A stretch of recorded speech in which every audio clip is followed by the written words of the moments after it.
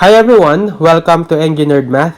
In this video, I will teach you about multiplication of fractions. So multiplication of fractions for me is the easiest operation when we are dealing with fractions. Because in multiplying fractions, we simply follow the simple rule that we just need to multiply the numerators and then multiply the denominators. So let's say we have the fraction a over b multiplied by c over d. The answer here will be the product of the numerators, so a times c, over the product of the denominators, b times d. Okay? So let's say we have 2/3 times 9 over 10. So applying the rule for multiplication of fractions, simply multiply the numerators. 2 times 9 is 18, over 3 times 10 is 30. But 18 over 30 is not yet in lowest term, so we can still divide both the numerator and denominator by the GCF of 18 and 30, which is obviously 6, right? So the simplest form will be 18 divided by 6 is 3, over 30 divided by 6 is 5. So the final answer is 3 over 5. Now, if you want our answer to be always in lowest terms already, we can apply cancellation. Say for example, in this example, 2/3 times 9 over 10, we can cancel a pair of common factor that we can see on the numerator and denominator. So if you try to factor out the 9 here on the numerator, it will be 3 times 3, right? Same as when you factor the 10 here in the denominator, it can be equal to 2 times 5.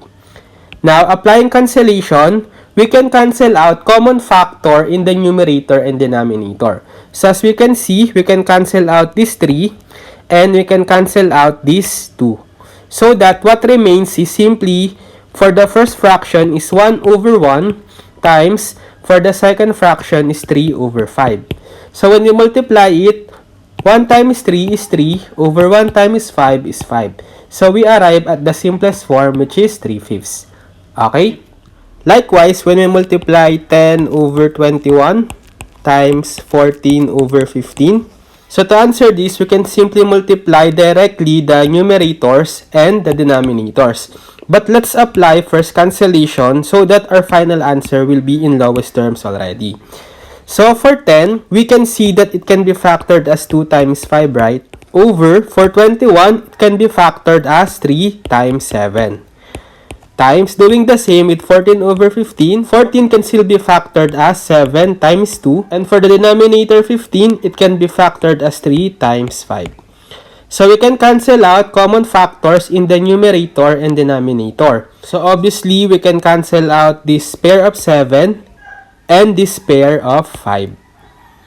So that what remains for the first fraction is simply 2 over 3 times, for the second fraction, what remains is simply 2 over 3.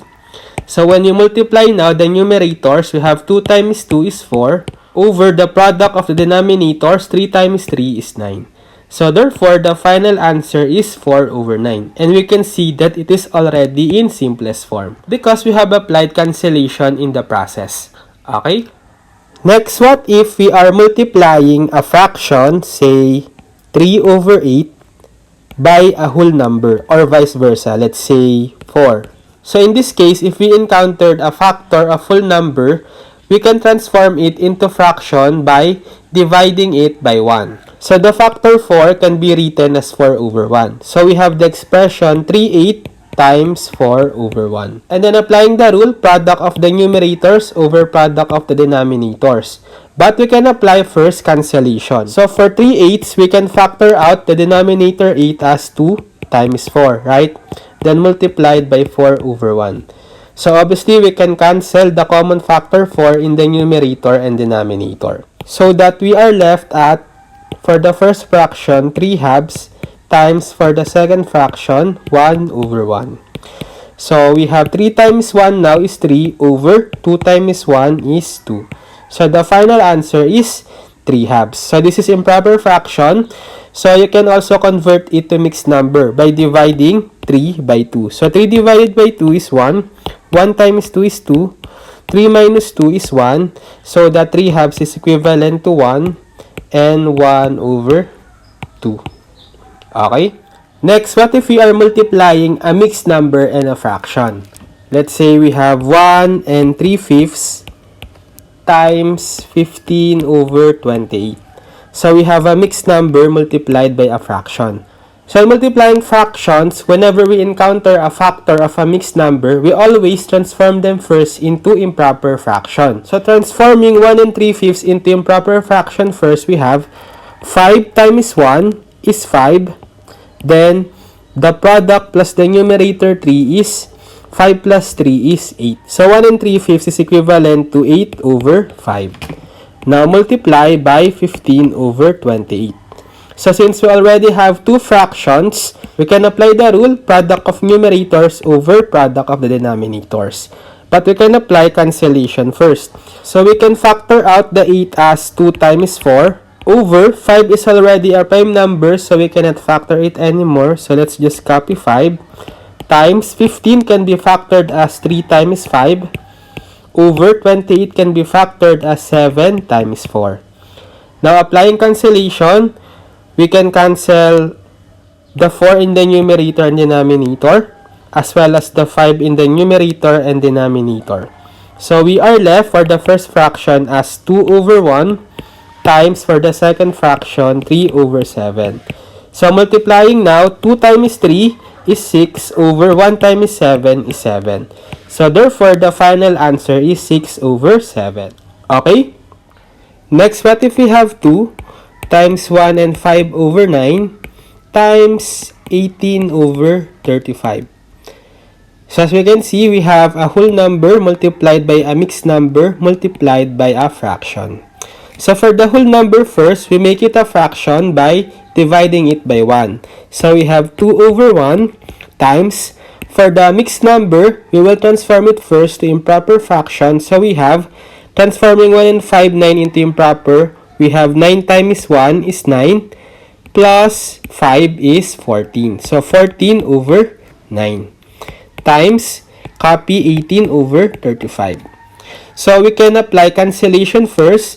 So we can factor out each numerator and denominator. So for 2 over 1, it cannot be factored anymore. So let's just copy as 2 over 1 times for 14 over 9, we can factor it as for the numerator 2 times 7, right? And for the denominator, we can factor it as 3 times 3. Times, for 18 over 35, we can factor it as 2 times 9, right? But 9 can be factored out as 3 times 3. Over, for the denominator, the factors can be 7 times 5. Applying cancellation, let's check for the common factors in the numerator and denominator.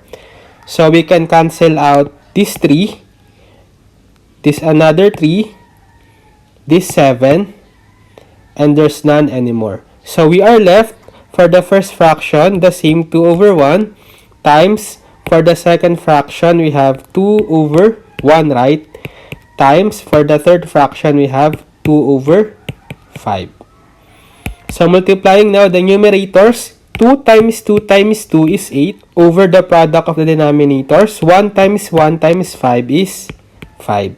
So therefore, the final answer is 8 over 5. Or you can also convert it into mixed number. Okay?